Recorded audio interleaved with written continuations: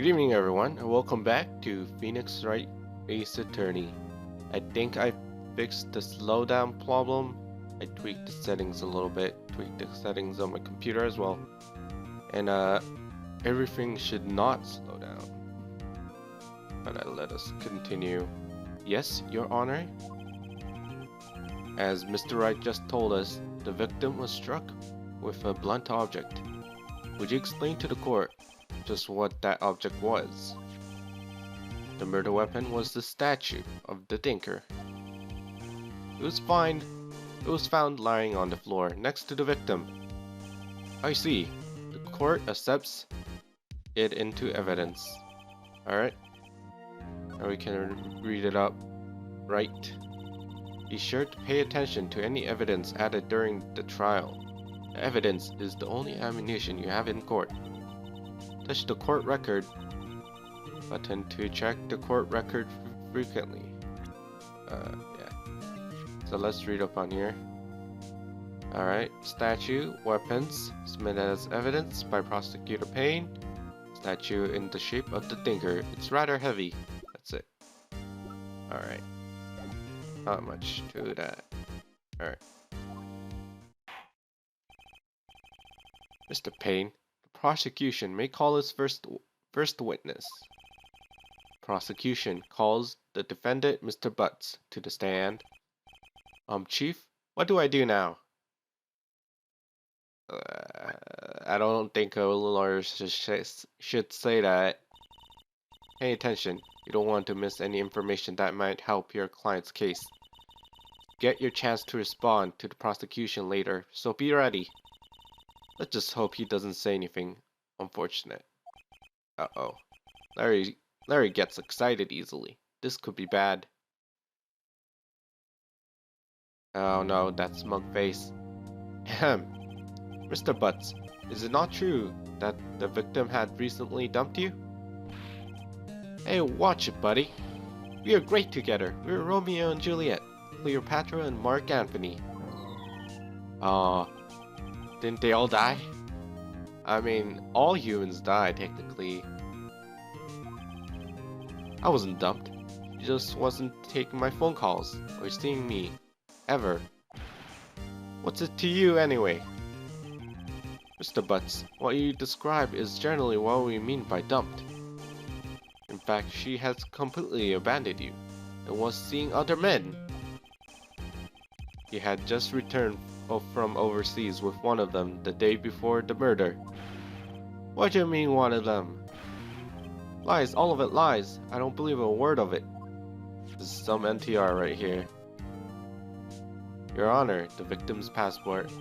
According to this, she was in Paris until the day before she died. Paris. That's pretty far. Wait, where is this set in, actually? Is this Japan? Is this America? Like, I know the localization will say something like it's America, but is it actually America? Indeed, she appears to have returned the day before the murder. Dude, no way. The victim was a model, but she did not have a large income. It appears she had several sugar daddies.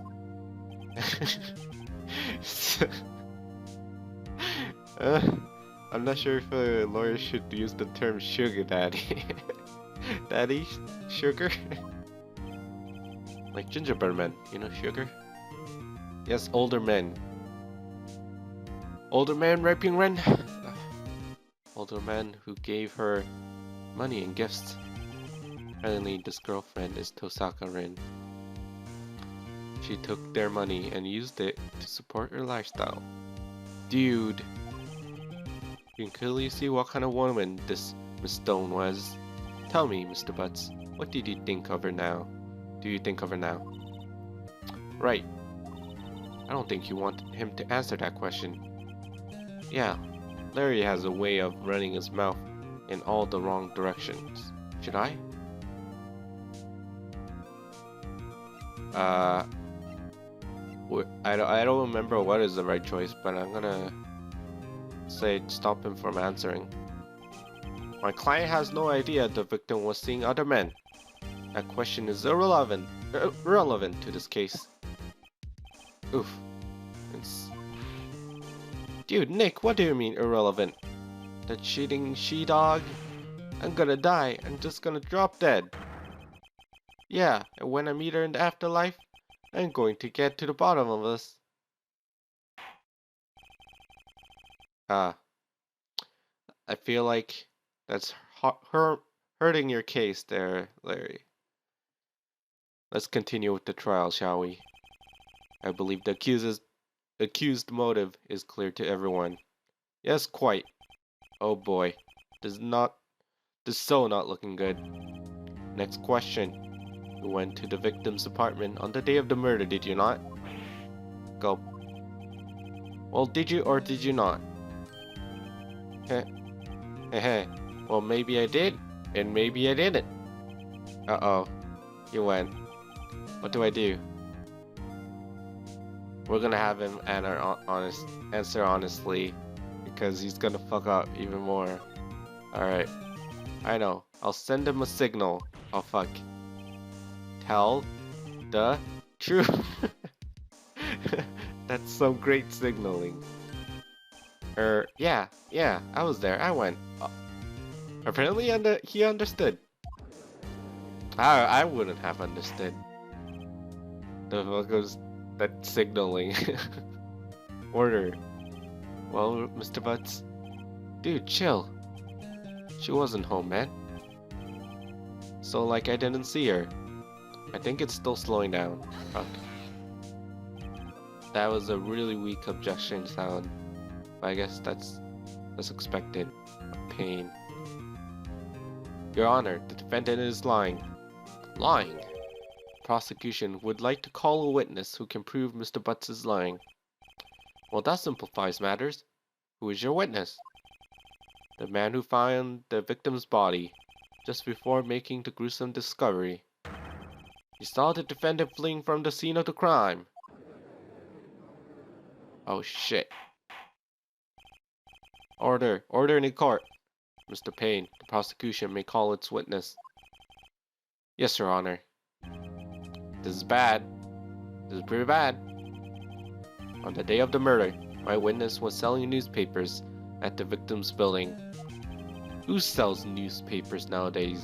That's an obvious lie. Please bring Mr. Frank Saw It to the stand. Get it? Saw it? He saw it? Yeah, he's the murderer. Mr. Saw It, you sell newspaper subscriptions, is this correct? Oh yes, newspapers, yes. Mr. Saw It, you may proceed with your testimony. Please tell the court you saw on the day of the murder. Alright, here we go. Witness testimony. Witness's account. I was going door to door, selling subscriptions, when I saw a man fleeing an apartment. Thought he must be in a hurry because he left the door half open behind him. Thinking it strange, I looked inside the apartment. Then I saw her lying there, a woman, not moving, dead. I quailed in fright and found myself unable to go inside. I sought to call the police immediately. However, the phone in her apartment wasn't working. I went to a nearby park and found a public phone. I remembered the time exactly. It was 1 a.m. or 1 p.m. Sorry.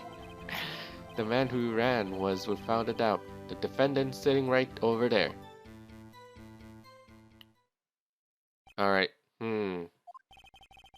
Larry, why didn't you tell the truth? I can't defend you against a testimony like that. Incidentally, why wasn't the phone in the victim's apartment working? Your Honor, at the time of the murder, there was a blackout in the building. Aren't phones supposed to work during a blackout? Yes, Your Honor. However, some cordless phones do not function normally. The phone that Mr. Sawit used was one of those. Your Honor, I have a record of the blackout for your perusal. Alright. There was a blackout. Now, Mr. Wright. Yes, yes, Your Honor. You may begin your cross-examination. Cross-examination, Your Honor. Alright. Right, this is it. The real deal. What am I what exactly am I supposed to do? Why? You exposed the lies. The testimony the witness just gave. Lies? What? He was lying? Your client is innocent, right? Then that witness must have lied in his testimony. Or is your client really guilty? How do I prove that he's not? Prove he's not. You hold the key. It's in the evidence. Compare the witness's testimony to the evidence at hand. There's bound to be a contradiction in there. First, find the contradictions between the court record and the witness's testimony. Oh God, good reading. Then once you found the contradicting evidence, present and rub it in the witness's face. Okay. Blah blah blah. Point out the contradiction in the testimony. Alright. Alright. Here we go. Cross-examination. I was going to door selling subscription. Alright. Alright. We're gonna press on him for everything here. Hold it.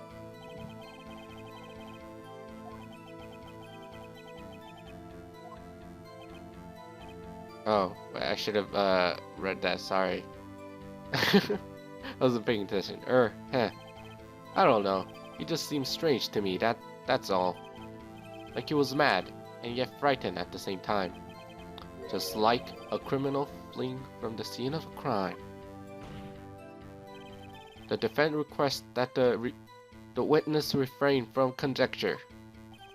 Of course, what the witness means is that the man you saw looked suspicious. So what happens next? What happened next? Alright.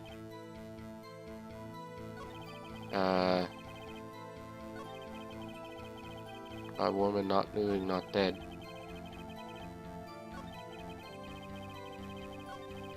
Alright. Technically, I'm supposed to like call out immediately. Wait, give me a moment. Alright, I am back. Alright. Well, let's just do random ones here. I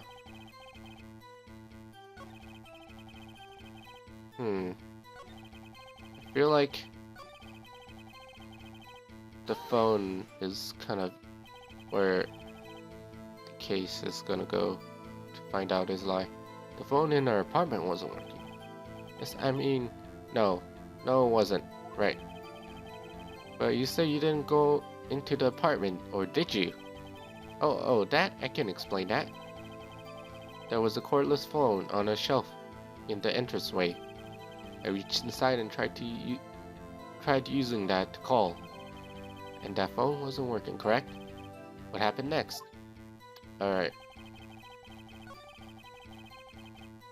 I remember the time exactly. It was 1 p.m. Alright. Let's press him on that time. 1 p.m. Are you certain? Yes, absolutely. He seems really confident. 1 p.m.? Right. Doesn't that seem strange to you? Present some evidence to contradict him. Alright. So does that. Let's see here. Electricity to Mrs. Stone's building was out by noon to... Okay.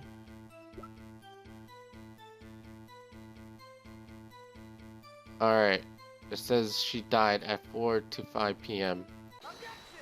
There we go. You found the body at 1 p.m. Are you sure? Yes, it was 1 p.m. for certain. Frankly, I found that hard to believe. This music, oh yeah. Your statement directly contradicts the autopsy report. The autopsy notes the time of death at sometime after 4 p.m. There's no body to find at 1 p.m. How do you explain this 3-hour gap? Oh, that. This is trivial. The witness merely forgot the time. After his testimony, I find that hard to believe. Mister saw it. Why are you so certain you found the body at 1 p.m.? Gee, that's a really good question.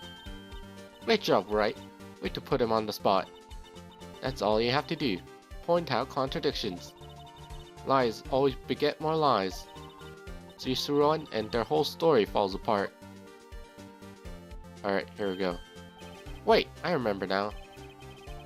Would you care to give your testimony again? Alright, they're gonna try to fix their lie here. Time of discovery. Alright, but we're gonna leave it for next time. Next episode, we will try to contradict more of his lies. I'll see you in the next video.